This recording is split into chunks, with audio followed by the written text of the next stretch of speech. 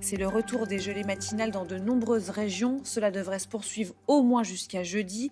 2 jours qui pourraient suffire à gâcher des mois de travail dans les vergers alors que les bourgeons commençaient à s'ouvrir. Dans le nord du Bas-Rhin, des agriculteurs ont passé la nuit à allumer des feux pour gagner quelques degrés sur leurs exploitations.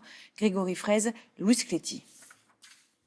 La lune est presque pleine, le vent glacial, -2 degrés, une nuit de gelée noire à très haut risque dans les vergers, éclairés par les flammes de centaines de bougies, dispositif antigel qui doit permettre de gagner 2 petits degrés dans les cultures.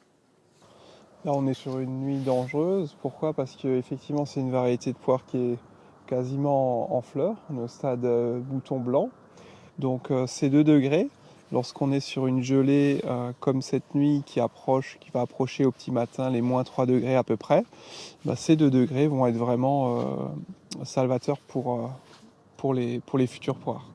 Impossible de protéger les 60 hectares de vergers. Sont privilégiées les parcelles les plus exposées et les variétés les plus sensibles. Les yeux rivés sur le thermomètre et le chalumeau en main, l'équipe s'adapte en permanence à l'évolution de la situation. Des amis sont venus donner un coup de main. On a commencé à 2h du matin et là il va être 5h30. Après cette année c'était plus clément. L'année dernière on avait commencé à 21h la veille et on avait fini à 7h du matin. C'est une course contre la montre. C'est vrai que quand on voit l'herbe qui commence à geler, quand on voit les feuilles aussi ou les bourgeons plutôt qui commencent à en prendre un peu de gel, on essaye d'accélérer, quoi. Bougies, chaufferettes remplies de briquettes de bois et aussi tours antigel pour brasser l'air. Un véritable arsenal très coûteux pour tenter de contrarier les caprices du temps et d'éviter les 350 000 € de pertes de l'an dernier.